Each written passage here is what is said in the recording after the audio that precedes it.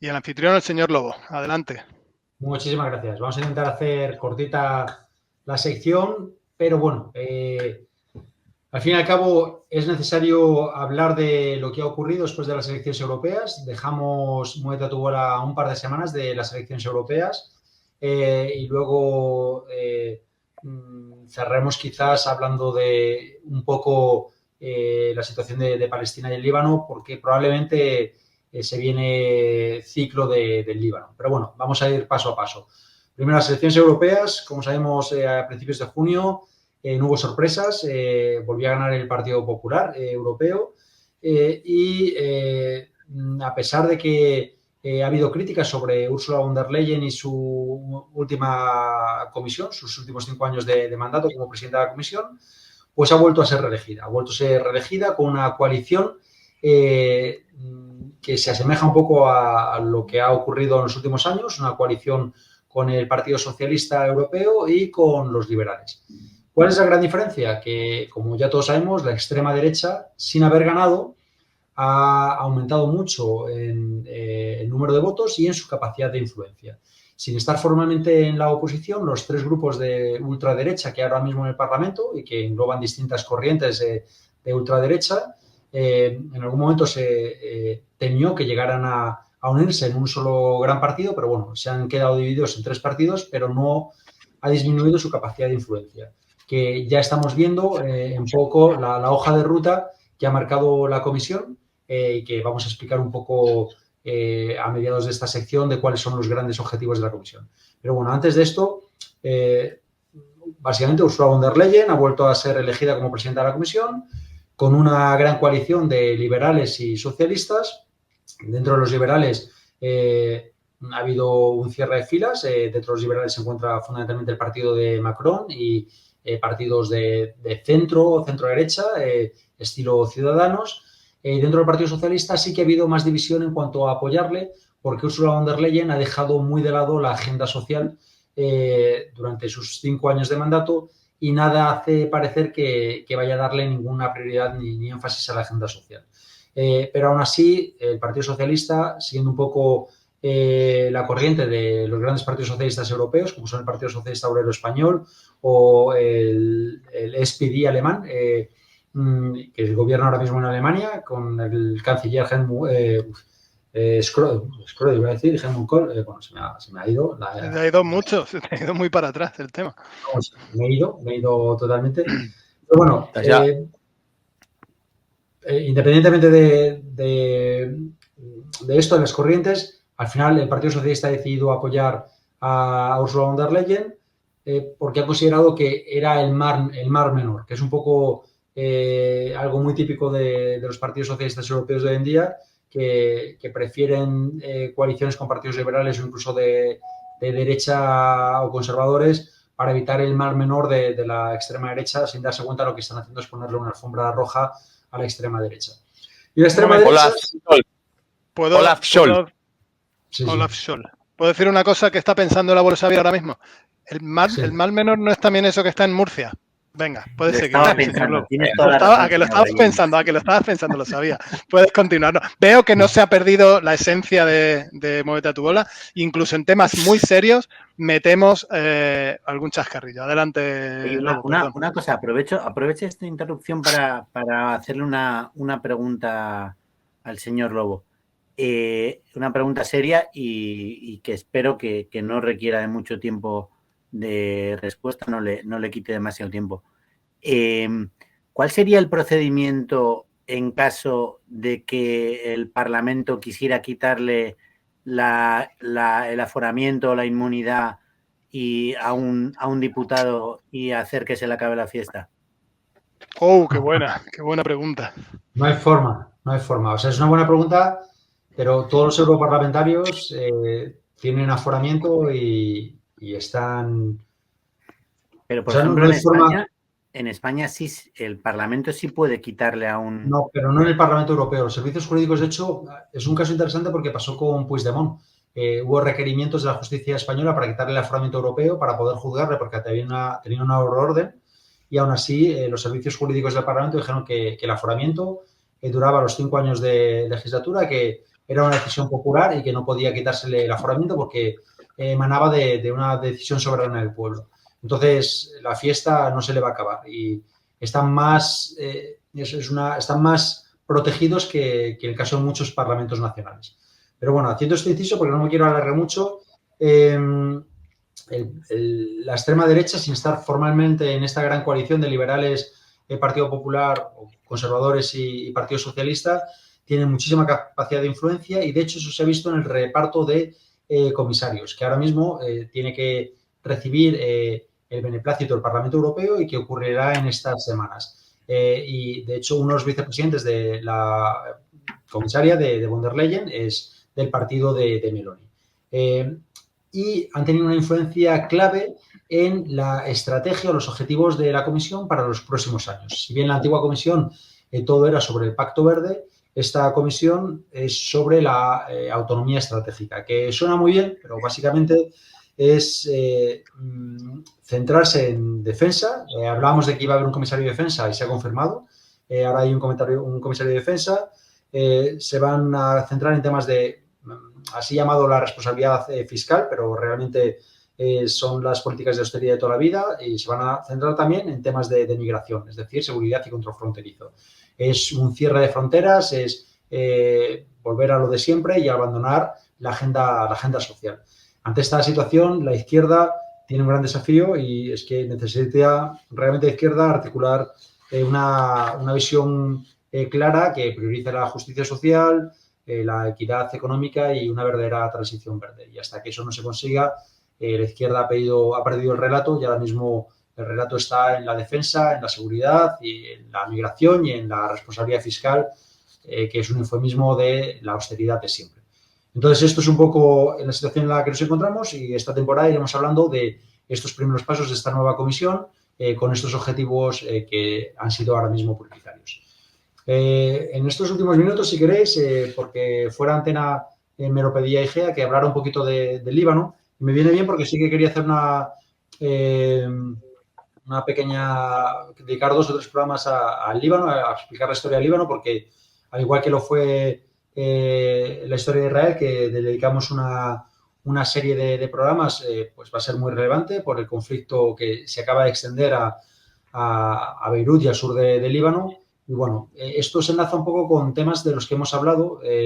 ¿Os acordáis cuando hablamos de las diferencias de suníes y chiitas? Que los chiitas son fundamentalmente, están representados dentro del mundo islámico por Irán, los sunitas fundamentalmente por lo que sería Arabia Saudí y Qatar. Y en este caso, durante la guerra civil de los años 70 en Irán, Israel invadió el Líbano, aprovechó para invadir el Líbano y estuvieron 20 años ocupando el sur del Líbano. Y en ese momento se creó entre un grupo de jóvenes islamistas un movimiento de resistencia islamista que se llamó Hezbollah, de origen chiita y por lo tanto apoyado por Irán, que fue creciendo con una gran influencia militar, pero también una gran influencia social en Líbano. De hecho, da una cobertura social a gente muy necesitada, sobre todo en un país muy desestructurado políticamente y con una democracia de facto fracasada. Y Hezbollah ha representado muchas ayudas sociales para la población, ayudas de vivienda, ayudas de comida, tiene una representación en el Parlamento. Es decir, es un movimiento político que también tiene una parte militar. Obviamente está declarado como un grupo terrorista por Israel y está considerado como una amenaza a su integridad territorial. Entonces, la estrategia de Israel es, tras haber eliminado, aunque yo no tengo hayan eliminado a Hamas en Gaza, su siguiente objetivo es Hezbollah. Pero realmente la pieza mayor es Irán y su intento de que Irán entre en el conflicto. La principal fuente de financiación de esta guerrilla chiita es la gran potencia chiita de la región, que es Irán, y lo que Israel intenta, y detrás de Israel es Estados Unidos, es que Irán entre dentro de un conflicto militar. Y esto se engloba dentro de esta gran guerra geoestratégica de la que ya hemos hablado la temporada pasada cuando hablábamos del conflicto de Ucrania y las 2 últimas temporadas, de crear guerras proxies porque la pieza mayor es China y crear conflictos de proximidad ante los aliados de China, que son Rusia, Irán, India y demás. Y se engloba dentro de esta guerra geoestratégica que está liderando Estados Unidos utilizando a su perro de presa en la región, que es Israel. Eso es un poco la visión que yo puedo dar. Es una visión personal, pero creo que es bastante factual y está basada en hechos contrastados, y que también va a dar pie a hacer una pequeña serie de lo que ha sido la historia del Líbano y su gran influencia en la región, como también un proxy de esa gran potencia chiita que es Irán. Pero una pregunta, señor Lobo. Si esa teoría es cierta, quiere decir que la ofensiva israelita no va a terminar en el Líbano y seguirán intentando provocar la reacción de Irán hasta que no le quede más remedio a Irán que intervenir. Y en ese caso estamos hablando de una guerra entre dos potencias de la región. Exactamente. Y yo no sé cuál es la última vez que ha habido una guerra entre dos potencias de la región, de la región, igual fue entre Israel y Egipto, y creo que nos vamos a los años 70. Quiero decir que otra gran fue entre las dos grandes potencias sunitas y chiitas, que fue la guerra Irak-Irán en los años 80, que fue un poco posterior al conflicto de Israel y Egipto, pero aún así es una guerra que tiene ese trasfondo, tiene un trasfondo geoestratégico con Estados Unidos detrás de Israel, pero también tiene un conflicto de estas tensiones en el mundo islámico entre sunitas y chiitas, y solo hay que ver la respuesta de Arabia Saudí, que es de aceptación de esta invasión del sur del Líbano, porque son sus enemigos declarados los chiitas, y Israel juega bien sus piezas, o diremos, Estados Unidos juega bien sus piezas con su peón en la región, que es Irán. El que ellos consigan atraer a Irán a este conflicto regional está por ver. De momento, Irán habla de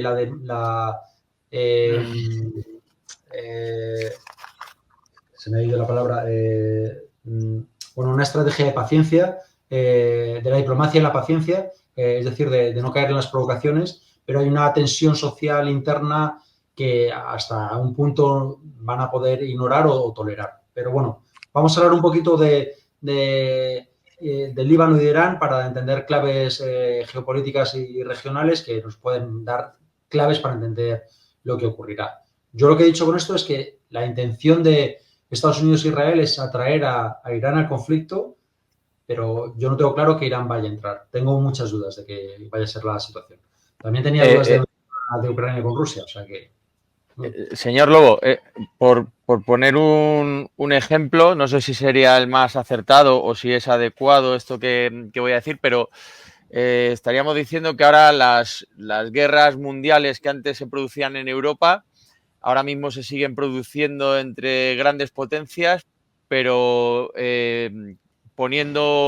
pero los muertos lo ponen otros países, es decir, es Israel y Rusia, o Israel y los que están ahora mismo batallando en una zona, pero son ellos los que están poniendo los medios armados, los militares y los fallecidos y muertos civiles. Hombre, he reflexionado bastante sobre este verano y he leído bastantes cosas. No sé si podemos hablar de guerra mundial, porque el paradigma ha cambiado totalmente con la existencia de las armas nucleares, que es post-Segunda Guerra Mundial.